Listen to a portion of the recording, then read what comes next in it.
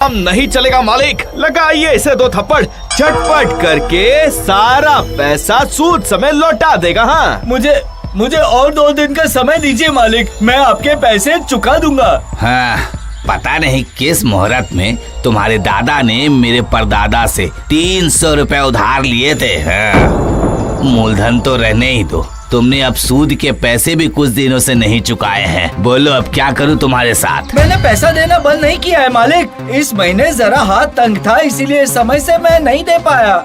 इतनी हिम्मत, तुम्हारी इतनी हिम्मत, जिसकी बदौलत खा रहे हो, पहन रहे हो, उससे जबान लड़ा रहे हो। अगर इस हफ्ते में मुझे मेरे पैसे नहीं मिले तो फिर भूलना मत, मेरा नाम पंचानन परिमल है।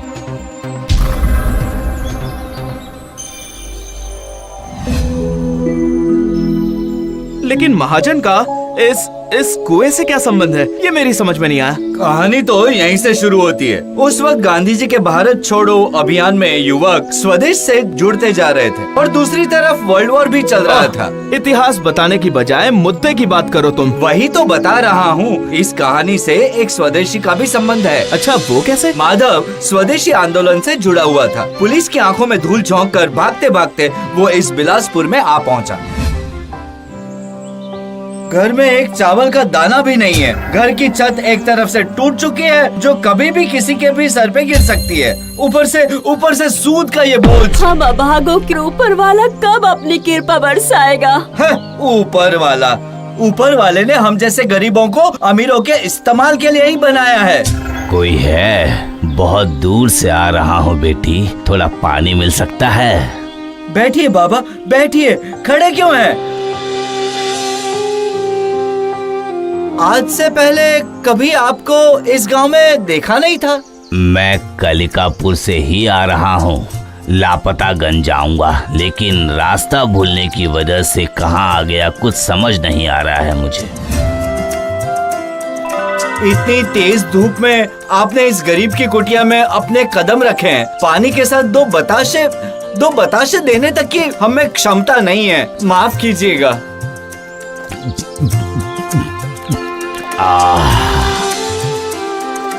आओ मेरे पास आओ, बैठो, यहाँ बैठो।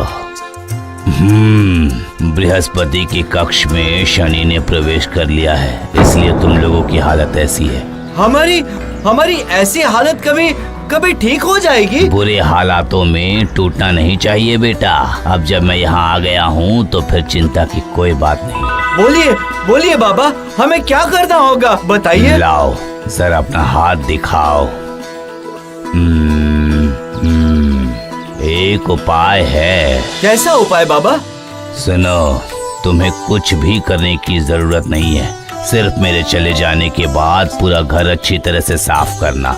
तुम्हारी किस्मत इसी घर में खुलेगी। लेकिन सिर्फ पूरा घर साफ करते ही सारी मुसीबतें दूर हो जाएंगी? अरे बताया ना, तुम्हारी किस्मत इसी घर में छुपी हुई है, बस उसे ढूंढ निकालो।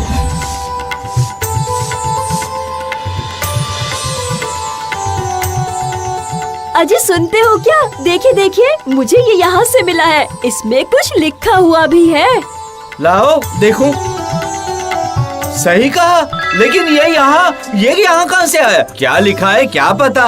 जब रास्ते से पोस्ट मास्टर गुजरे तो उनसे पढ़वा लीजिएगा। क्या हुआ कर्जखोर, याद है ना आज कौन सा दिन है? अगर आज पैसे नहीं मिले तो फिर या तो तुम रहोगे या फिर मैं। तुम्हारे हाथ में वो क्या है? देखो, जाओ देखो उसके हाथ में वो क्या है।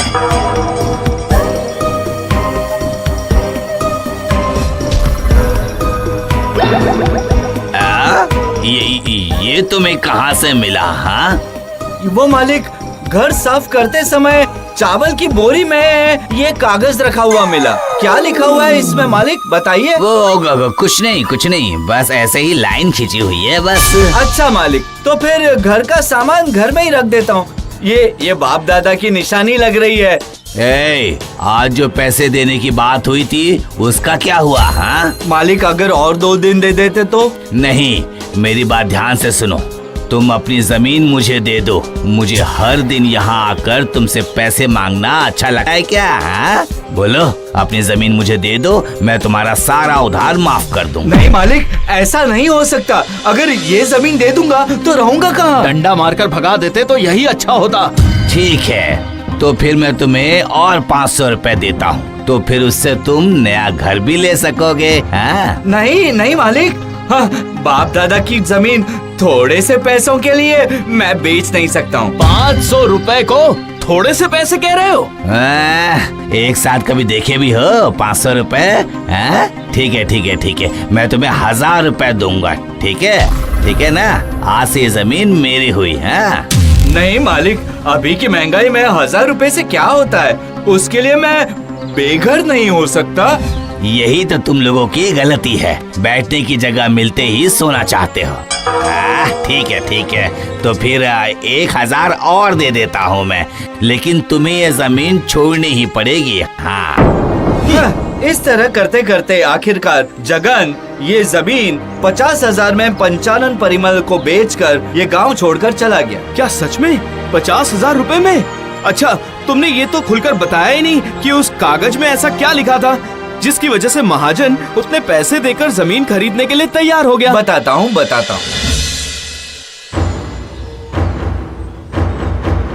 मैं मोहम्मद फरदान मुगल सेनापति के द्वारा प्राप्त लाखों रुपए के कुछ बहुमूल्य रत्न बिलासपुर की जमीन के नीचे गाड़ रहा हूँ।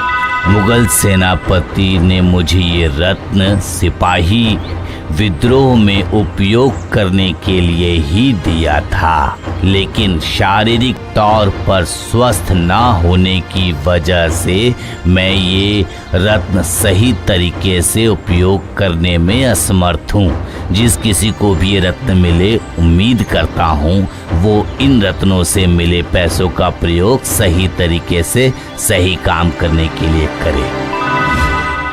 माधव ने मोहम्मद फरदान वाली बात हिंदी में लिखी थी क्या?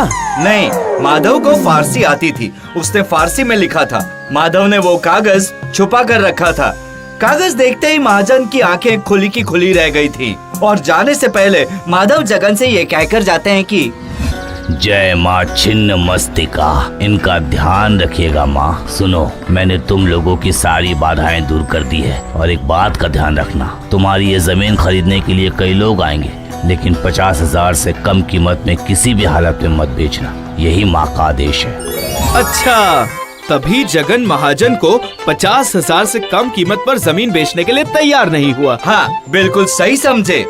300 रुपए का सूद 2 पुश्तों तक लिया, उसके बदले 50 रुपए की जमीन 50,000 में बेच डाली।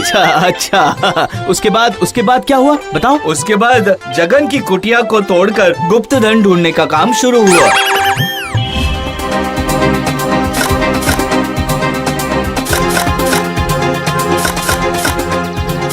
मालिक, पिछले 10 दिनों से लगातार लोग कुदाल लेकर मिट्टी की खुदाई कर रहे हैं, लेकिन उसके बावजूद भी मुगल काल की एक फूटी कौड़ी तक नहीं मिली है। चुप! जरूरत पड़ने पर अगर पाताल भी खोदना पड़े तो उसे भी खोदकर मैं वो रत्न लेकर आऊंगा। नहीं, गुस्सा मत करिए मालिक। उम्मीद है पाताल लोक तक पहुंचने से पहले तो हमें मिल ही जाएगा।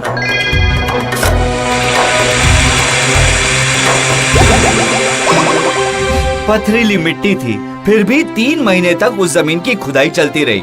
आखिरकार जब उस जमीन से पानी निकल आया, तब जाकर पंचानन परिमल के रंग में भंग पड़ गया और इस तरह यहाँ पर कुआं बन गया। समझ गए? बाप रे, ये तो बहुत ही दिलचस्प कहानी थी भाई। पंचानन परिमल बहुत बड़ा सूदखोर था। मौके का फायदा उठाकर उन मजदूरों ने भी अपनी सारी मजदूरी जोड़कर उससे वसूल लिया था। तो फिर माधव की बुद्धि से सिर्फ जगन की ही नहीं, बल्कि बाकी के गरीब का भी उद्धार हो गया, ऐसा कह सकते हैं। ये भी बोलने वाली बात है। घर चलो, घर पर माँ खाने के लिए इंतजार कर रही हो। हाँ, चलो।